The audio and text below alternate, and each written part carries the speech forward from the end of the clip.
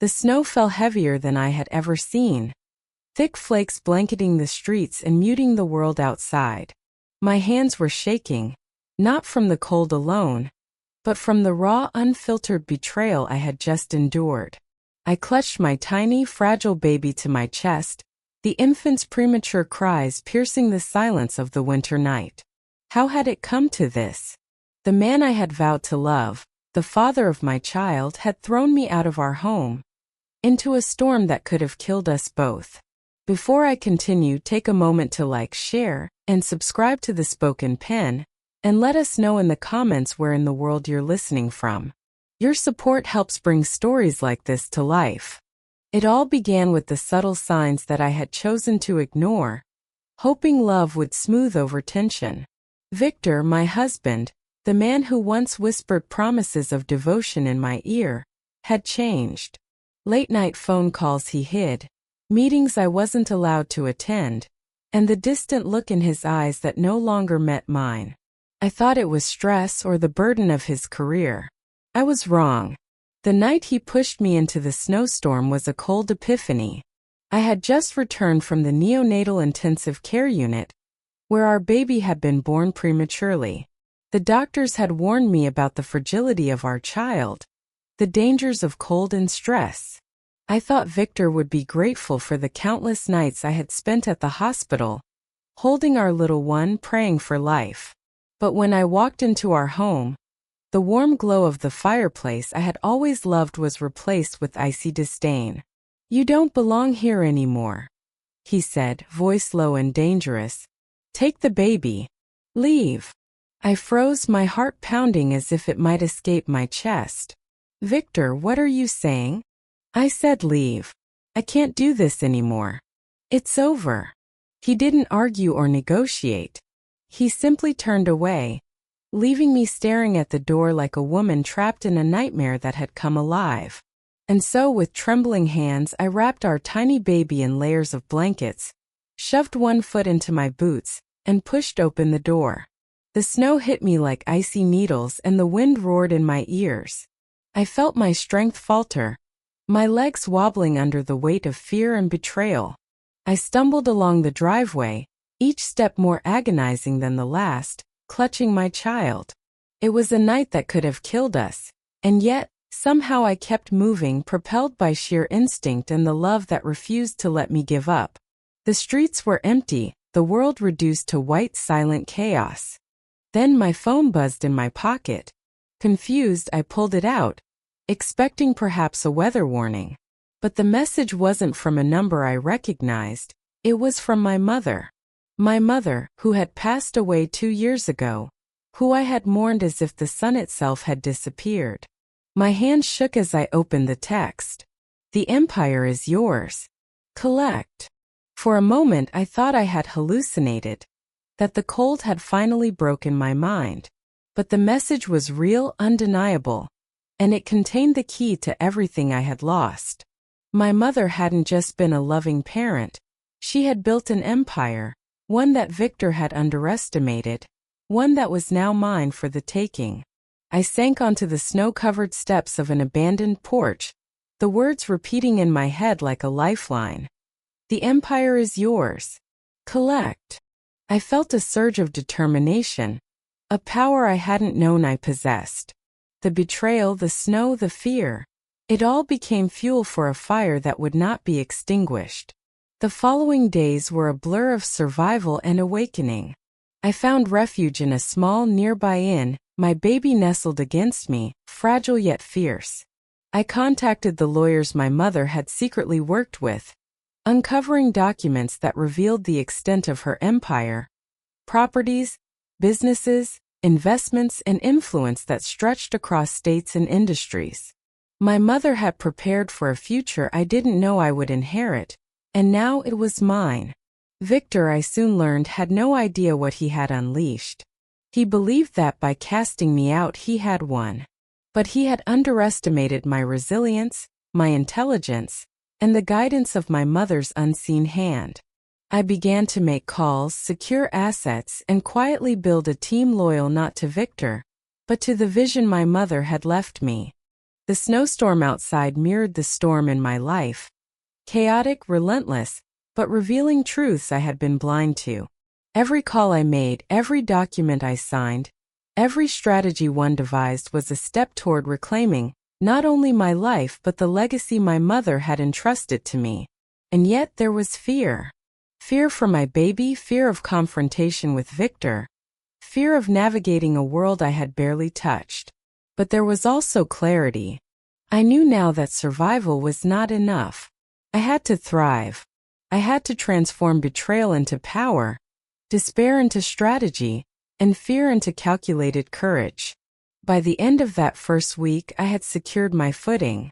My mother's empire was vast, but fragmented, requiring the steady hand of someone both compassionate and unyielding. And I had both.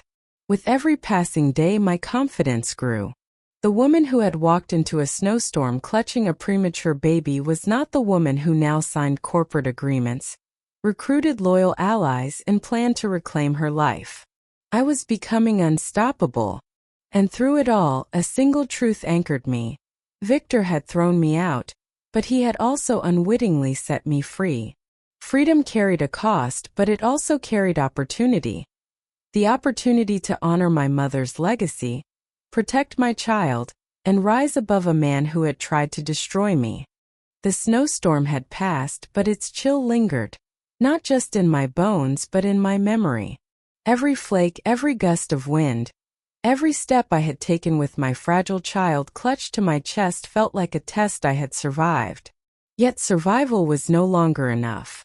My mother's cryptic message, "The empire is yours. Collect," had awakened something within me. A fire I had not realized was smoldering under layers of grief, love, and betrayal. The first morning after the storm, I sat in the small, sparsely furnished room of the inn that had become our refuge. The baby slept, swaddled in layers of blankets, her tiny chest rising and falling in rhythm with her heartbeat. I ran my fingers over the phone, rereading my mother's message for what felt like the 100th time. How had she known this moment would come? How had she planned for a future I had barely imagined? I knew I needed a plan. I couldn't confront Victor blindly. I couldn't let raw emotion dictate my actions. My mother's empire was vast, but no legacy is left without challenges. Competitors, hidden debts, legal hurdles. These awaited anyone unprepared to inherit power. And yet I felt no fear. Only resolve. I began by reviewing every document my mother had left behind. Contracts, wills, business plans, bank statements, pages upon pages of meticulous records. Each detail revealed her foresight. Accounts that could bypass traditional obstacles, shell companies that concealed ownership, investments that generated wealth even in recession. My mother hadn't just left me an empire. She had left me the tools to wield it wisely. For the first time since that snowy night, I allowed myself to breathe. Not just to survive, but to strategize. I contacted the law firm my mother had trusted and arranged a meeting. The lawyers, surprised by the sudden appearance of her daughter me, were quick to explain that the empire was indeed mine, though tangled with complications. Property disputes, business partners who would test my resolve, and of course Victor, who now had a vested interest in keeping me out of the loop. Victor. The name alone churned my stomach, but it also fueled me. I thought of his smug expression the night he threw me out, the cold certainty in his voice, the way he believed he had won. He had no idea that by pushing me into the storm, he had created a woman capable of unmatched determination. My hands shook, not from fear but from anticipation. I would face him, but on my terms, not his. The first weeks were consumed by research and quiet preparation. I learned to navigate my mother's holdings, discovering the intricate web she had woven across industries. Real estate, technology, luxury goods, and even media outlets. Each sector held leverage, each asset a piece of power I could claim. I began calling trusted advisors, discreetly recruiting allies who had once been loyal to my mother. Their respect was immediate. They had seen her brilliance, and they recognized it now in me. Meanwhile, Victor was a ghost I could feel lurking in the edges of my life. Every time a notification from a business partner popped up, I feared it might be him, testing whether I had the strength to reclaim my place. And yet, I refused to show weakness. Every step I took, every call I made was a declaration. I was no longer the frightened woman he had pushed into the snowstorm. I was a force of reckoning. One night, after a long day of strategy sessions and legal consultations, I held my daughter close, staring at her fragile form in the dim light of our room. She was a reminder of why I had to succeed, not just for myself but for her future. The baby, tiny but resilient, mirrored the strength I was discovering in myself. If she could fight to survive outside the womb, then I could fight to claim everything my mother had entrusted to me. Then came the first confrontation, not physical but corporate. Victor, sensing a shift, had attempted to take control of one of my mother's companies, believing that I lacked the knowledge or confidence to intervene. But I was ready. Through a combination of legal maneuvering and strategic alliances, I not only blocked his efforts but secured additional assets that had once been vulnerable. It was a taste of the power I had only begun to grasp, and it was intoxicating. The empire wasn't just wealth. It was influence, leverage, and security. And with each move I made, I felt a growing connection to my mother, not as the grieving daughter, but as the rightful heir to her vision. I realized something profound. The text I had received wasn't merely a transfer of property. It was an awakening. My mother had believed in me even when I doubted myself. And now her faith had become my armor. Days turned into weeks, and the small inn became a command center. Business calls, legal strategy sessions, and the occasional quiet moment with my daughter filled the hours. The outside world remained unaware of the transformation occurring behind closed doors. To anyone watching, I was a grieving wife navigating tragedy. But in truth, I was building an empire that Victor could never dismantle. And then, as I reached a turning point in consolidating my mother's assets, a message appeared on my phone. This time, it was not from my deceased mother, but from a trusted ally of hers. The note was simple, almost cryptic. He is watching. Be careful. But know this, your time has come. The words sent a shiver down my spine, but also a surge of determination. Victor's attempts to undermine me were no longer small. They were significant threats. And yet, the storm within me, one forged from betrayal, love, and the memory of my mother, was stronger. I was ready to confront him, not as the woman he thought he knew, but as the rightful heir to everything he had tried to control. I had transformed from a victim of circumstance into a strategist, a protector of legacy, and a mother determined to secure a future for her child. The snowstorm that had once symbolized danger now felt like the prelude to empowerment. A cold, unforgiving beginning that had shaped me into someone unstoppable. Victor's shadow loomed larger than ever. Even from a distance, his presence felt like an icy grip around my life, tightening with every move I made. He was no longer the husband who had simply thrown me into a snowstorm. He had become an adversary with everything to lose, and everything to prove. But now, I was no longer the woman he had underestimated. It began with subtle attacks. Calls to business partners questioning my credibility, whispers of financial instability, rumors that tried to undermine my reputation. Each attempt was calculated, each move intended to provoke fear or doubt. But instead of faltering, I leaned into my mother's guidance, studying the notes she had left me, piecing together not just an empire, but a strategy for survival and ultimate victory. I remember the night it all escalated. My daughter had fallen asleep after a particularly rough feeding, and I was reviewing contracts in the dim light of our safe house. Suddenly, a legal notice appeared. One I hadn't anticipated. Victor had filed for temporary control over certain key assets, claiming I was unfit to manage them because of my emotional instability following the Snowstorm incident. The audacity of it made my blood boil. He wanted to take what was mine, using our personal tragedy as leverage. But I was ready. Drawing from the lessons in my mother's files, I immediately contacted one of her trusted legal allies, a woman named Elena, sharp and unflinching. Together, we drafted counterclaims, secured witness testimonies, and leveraged my mother's intricate web of corporate ownership. Each legal maneuver was a carefully placed piece in a larger puzzle, and with each victory, Victor's smug confidence began to crack. During those tense weeks, I also began to reconnect with people my mother had helped quietly over the years: former employees, business associates, and charitable partners. Their loyalty was earned through years of integrity, and they were eager to support me once they realized the full scope of Victor's betrayal. I was building not just an empire, but a network of allies who shared a vested interest in justice. Victor, of course, noticed. His attempts grew bolder. Anonymous threats arrived at our temporary residence, cryptic messages warning me to walk away before it's too late. He even sent intermediaries to negotiate, pretending he cared about family unity, while secretly trying to intimidate me. But I had learned to read between the lines.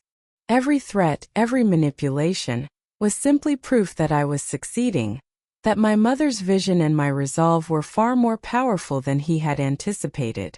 One evening, a breakthrough arrived unexpectedly. Among the files my mother had left, I discovered an old agreement, a legal loophole that would give me undisputed control over one of the most valuable subsidiaries of the empire. It required courage and decisiveness, an immediate claim before Victor could act. My hands shook as I read the document, not with fear, but with the anticipation of reclaiming what was mine. The next morning, I executed the plan.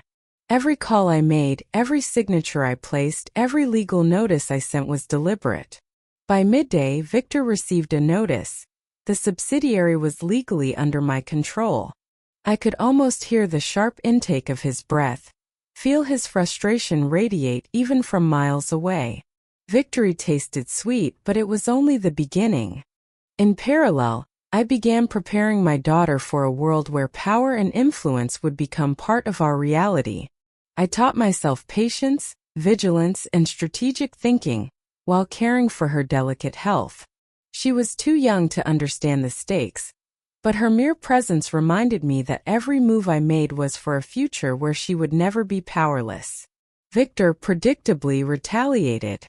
He launched aggressive campaigns in the media, portraying me as an inexperienced mother trying to wield power she didn't deserve. Every article, every social media post, every whispered rumor was crafted to undermine me. But I had learned a crucial lesson from my mother. Perception is only one part of influence. Substance, strategy, and alliances create unshakable strength. The turning point came during a high-stakes negotiation with one of the most influential business partners in my mother's network. Victor had attempted to sway them, offering temporary financial incentives in exchange for loyalty. But I walked into the room with confidence, armed not only with legal authority, but with deep knowledge of the empire's assets and future prospects. My arguments were precise, my vision clear, and my mother's legacy became the undeniable standard. By the end of the negotiation, the partner pledged loyalty to me. Victor's interference had failed once again.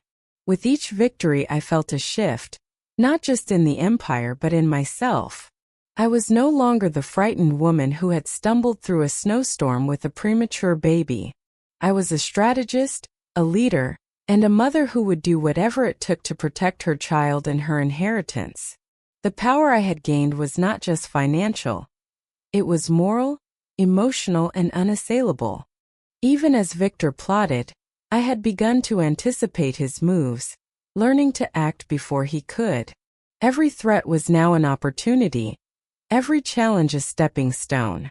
I discovered allies where I least expected them, Employees who had grown disillusioned with Victor, former family friends who had seen his cruelty, and quietly brought them to my side.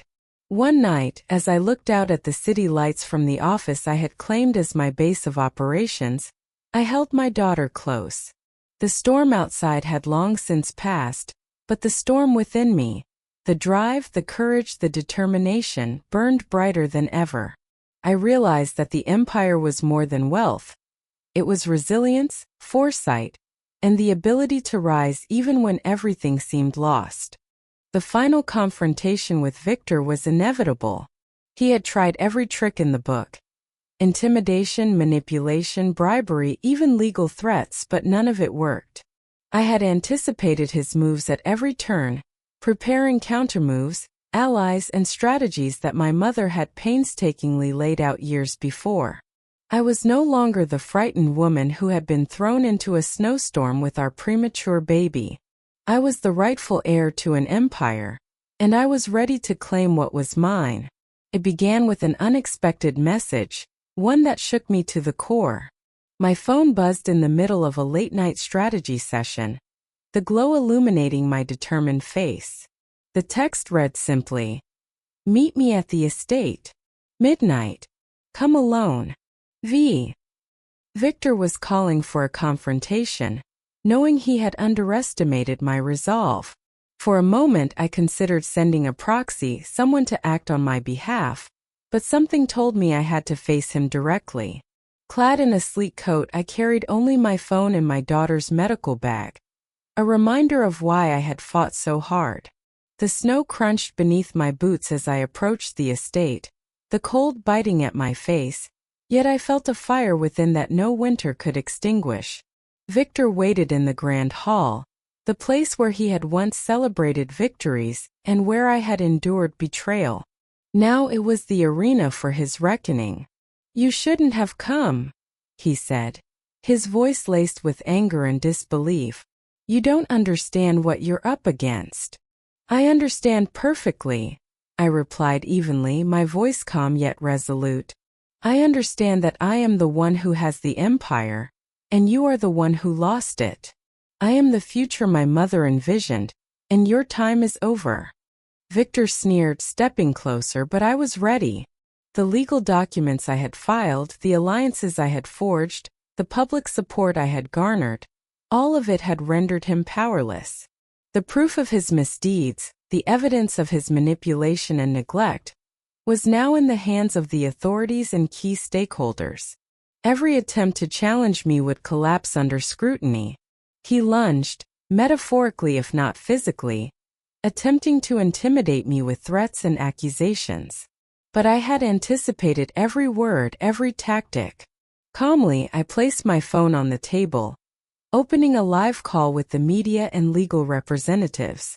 "Victor," I said, "this is over. The empire is mine by law and by legacy. There is no coming back from the choices you've made." His face went pale as the reality of his defeat sank in. Every ally he had hoped would stand by him had already shifted to my side. Every contract he tried to manipulate was now invalid because of the safeguards my mother had built into the empire. In that moment I realized the full weight of my mother's foresight. She had anticipated betrayal, manipulation, and the darkness of human ambition. But she had also ensured that her legacy would survive, and I would thrive. As Victor finally slumped into a chair, defeated and impotent, I felt a wave of relief mixed with profound strength. This was more than just victory. It was justice, it was fulfillment, and it was the affirmation of every lesson my mother had left me. I had endured betrayal, hardship, and fear, but I had emerged stronger, wiser, and unshakably determined. That night, back in the warmth of our new home, I held my daughter close. She was the reason I had fought, the reason I had persevered, and the reason I would continue to lead with integrity and courage. I whispered to her, "Your mother's strength flows through you, and one day, you'll understand the empire isn't just wealth. It's resilience, vision, and love." Days later, as I walked through the office that now bore my name as CEO, I reflected on the journey. From the snowstorm that nearly took our lives to the messages from my mother guiding me, every moment had been a step toward reclaiming what was rightfully mine. Victor was gone from our lives, the empire firmly under my control, and I finally felt the freedom to live without fear, knowing that my daughter and I were safe, powerful, and unbreakable. And so the empire was mine. My mother's vision had guided me, my strength had carried me, and my daughter's future was secured. The snowstorm had been the beginning, betrayal the challenge, and now triumph was the reality. I was no longer a victim. I was a queen, a strategist, a mother, and the rightful heir to an empire that would flourish for generations to come. In the end, I want to take a moment to thank you for listening. Please like, share, and subscribe to The Spoken Pen, and tell us in the comments which part of the world you're listening from. Your support allows us to bring more stories of courage, resilience, and triumph to life.